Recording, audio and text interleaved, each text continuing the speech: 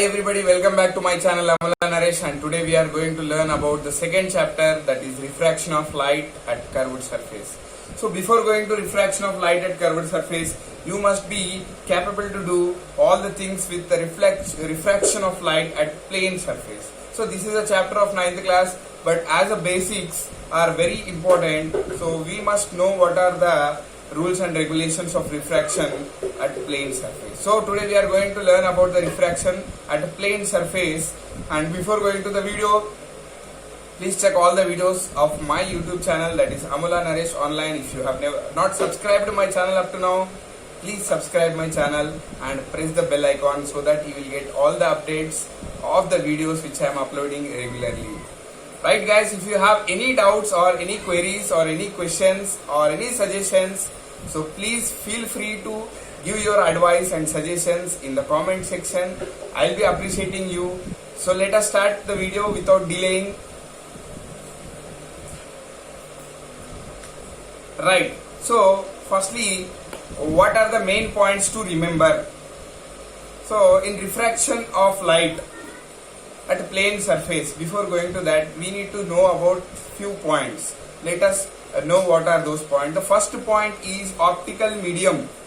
So here the optical medium, what do you mean by optical medium? So optical medium is a material through which waves propagates or transmits. So we know that everything needs something to travel. For example, if you want to go from one place to another place, you either need a vehicle or you need a train or aeroplane or something else. Or at least you need to walk on a road. You need some road to travel on it. In the same way, for the light to travel, there needs a medium. Medium is a material through which light can travel. Not only light, even sound or any other wave can propagate through a material, that is called as medium. Okay, medium, examples of medium are air, water and etc. Even glass is a medium, solid, liquid, gases, all these are mediums. Different states of matter also considered as mediums through which sound or light or heat can propagate, right? What is meant by, again this medium is divided into two types. One is rarer medium, another is denser medium. So what do you mean by rarer medium? So rarer medium, the name itself it is indicating that in the medium in which if a light ray is traveling and its speed is more, it means if the light ray can travel faster in a particular medium, it can be termed as rarer medium. For example, if you take two different mediums like air and water, and if you propagate light through it, air will allow the light to pass so quickly, whereas water has more number of molecules in it. Hence, it will not allow the light to pass as quickly as possible. That means the velocity of light matters here. Okay, the medium in which light can travel faster is called as rarer medium. For example, air. In air, light can travel at a speed of 3 into 10 power 8 meters per second, which is closer to the velocity of light in vacuum.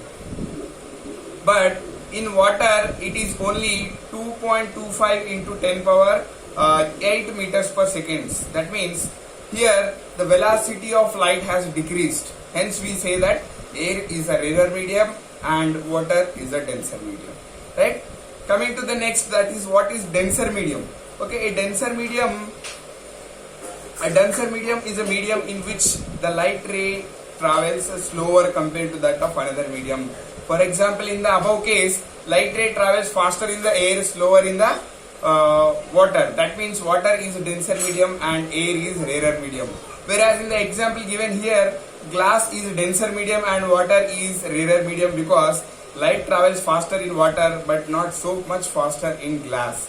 So if you see, the value of velocity of light in vacuum is 2 into 10 power 8 meters per second, which is much more less than that of velocity of light in water. Hence we can call that velocity of light in water is faster than that of velocity of light in glass. So glass is a denser medium and water is a rarer medium. Coming back to what is meant by interface. So interface is something which separates two different medias. For example, you have two different medias kept close to each other like air and water. Then the line which separates air and water is called as interface, and interface plays very important role in the refraction of light. We will discuss further about interface in the next slides. So coming back to what is meant by normal. A normal ray is a ray which is drawn perpendicular to the point of intersection of incident light on the interface. For example, a normal can be taken as the 90 degrees line which is drawn on the interface, that is called as normal. But remember to draw the normal exactly at the point of intersection of incident light, so that you can measure the angle of incidence and angle of refraction. So let us move to the next one, that is what is refraction of light. So refraction is a process in which the light ray changes its direction while moving from one medium to another medium due to the change in the velocity of light. We know light travels in a straight line, but while you are traveling from one position to another position, if you meet any obstacles, your direction will be changed. In the same way, when a light ray is traveling from one medium to another medium, and if these two medias have different densities, then definitely light's velocity will change. And because of the change in the velocity of light, there will be a change in the direction of light ray. Hence, this process is called as refraction of light. So we will see closely here. Refraction again undergoes in two different ways. One is when the light ray is traveling from rarer medium to denser medium, and the other one is when the light ray is traveling from denser to rarer medium. If you see here, this first case, this light ray, when the light ray travels from denser to rarer to denser medium, what happens? We will understand what happens when the light ray travels from rarer to denser medium. What happens is, see, you can see that A is incident ray which is falling upon the, this A is falling upon the interface. This is interface, air and glass interface. On this interface, the light ray falls, and after that it should go straight. Actual direction of this must be straight, but instead of going straight, it will bend its direction. It will change its direction. You can see it is going in another direction. That means it is bending towards the normal. The refracted ray is shifted towards the normal. This is called as refraction. So if it is from rarer to denser, then the light ray bends towards the normal. In the case of denser to rarer, this one, when the light ray travels from denser medium to rarer medium, then instead of going straight, it should go straight. Actually, this should be the path of the light ray. But as it is traveling from denser to rarer medium, in the second case, the velocity of light increases. Hence, it will go away from the normal. You can see it will go away from. This is the refracted ray, and refracted ray is going away from the normal, and it is going towards the interface while it is traveling from denser to rarer medium.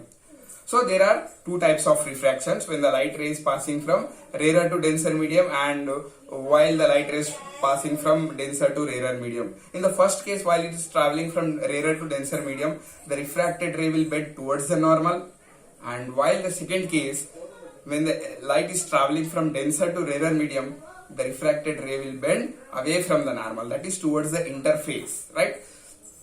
What happens if light ray is incident upon the normal ray? Third case, you can see that here, when the light ray is incident upon the normal, comes through the normal, doesn't matter whether it is from rarer medium or denser medium, it will go straight. That means there will not be any refraction taking place, because its angle of incidence is zero. How will you calculate the angle of incidence? It is the angle between the incident ray and normal ray. Here, this angle is called as angle of incidence, and this angle is called as angle of refraction. So in this case, when the angle of incidence is zero, when will angle of incidence become zero? When the light ray is passing over the normal, then angle of incidence becomes zero. Hence, angle of refraction will also be zero. That means there will not be any refraction. It will go straight.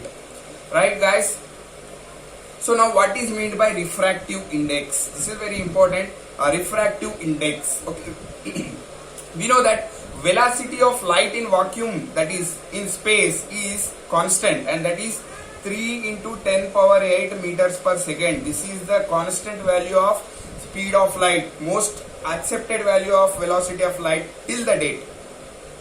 Then, but different mediums have different velocities of light. For example, velocity of light in water is different, velocity of light in glass is different, velocity of light in some other medium is completely different.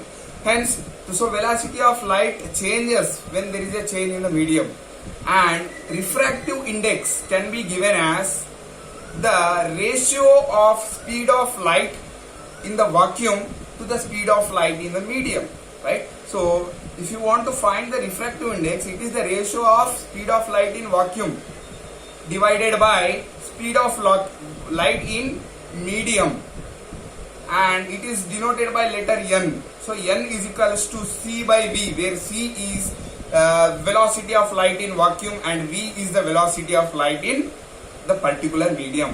For example, if you want to find the refractive index of air, then it will be velocity of light in vacuum divided by velocity of light in air. If you want to find the refractive index of water, then velocity of light in vacuum divided by velocity of light in water. This is how we find the refractive index value.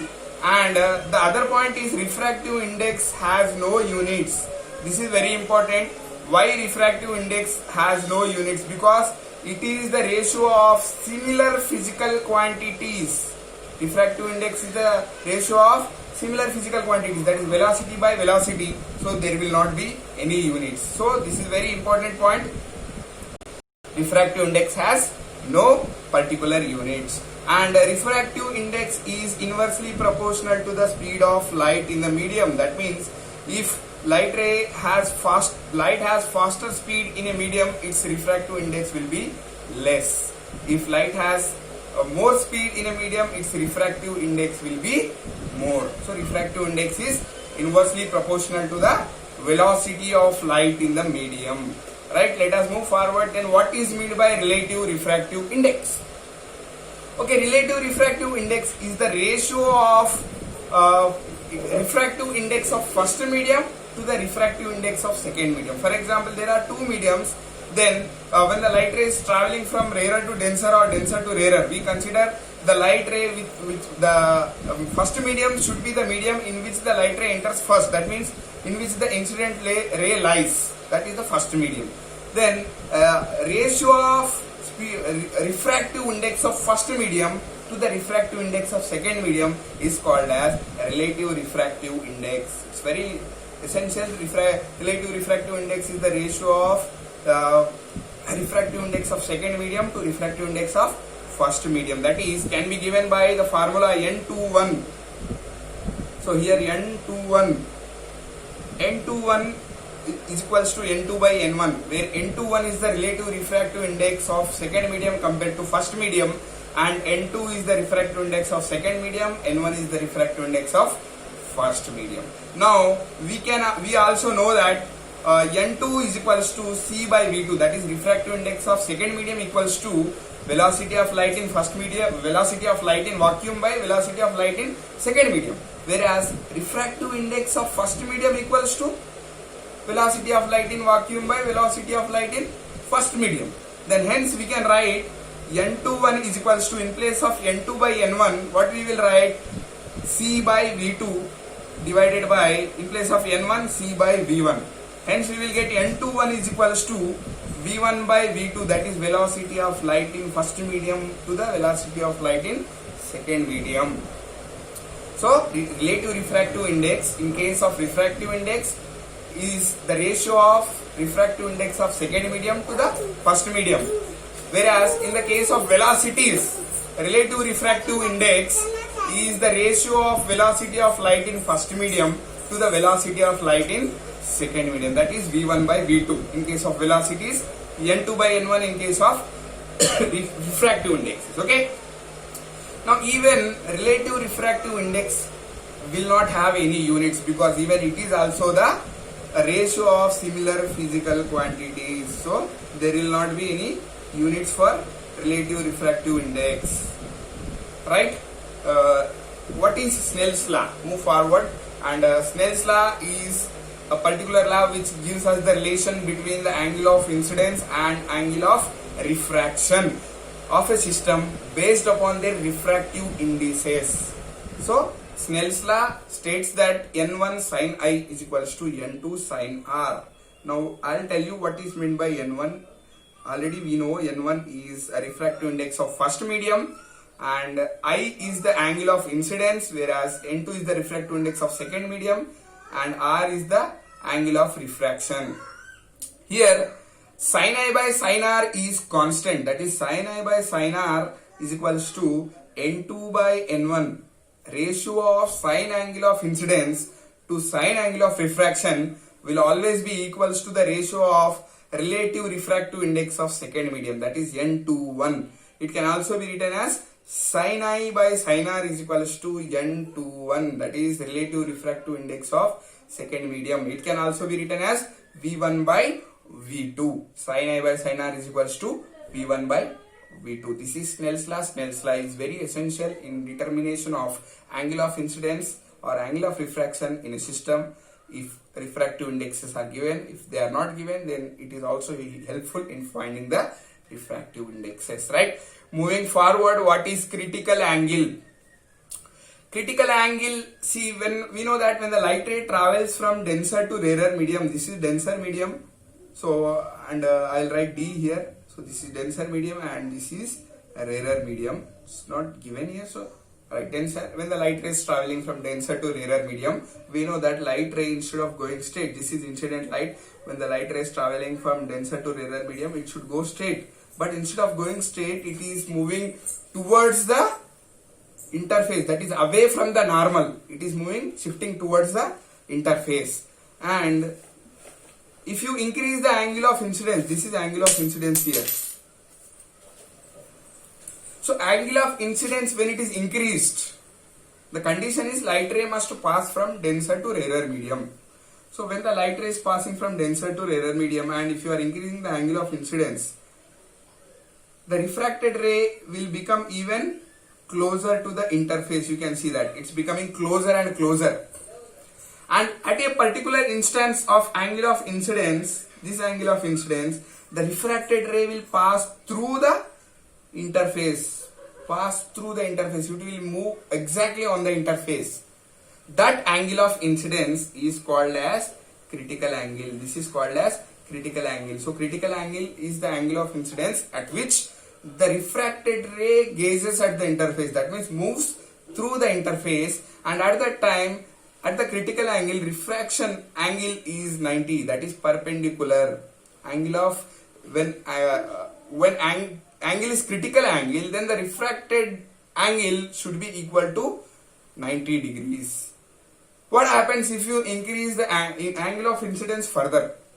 When you increase the angle of incidence even more, then what happens is the light ray, for example here, if angle of incidence is like this, even more I am increasing, then the refracted ray will not go to the second medium, it will not go through the interface, it will come back in the same medium like this. So at this time, no refraction will take place, instead reflection will take place. This is called as total internal reflection. What do you mean by total internal reflection? When the angle of incidence is greater than critical angle, then the reflected ray, it is not reflected, but it is refracted ray, will not go into the second medium, it will not go through the interface, it will come back in the first medium. Such process is called as total internal reflection.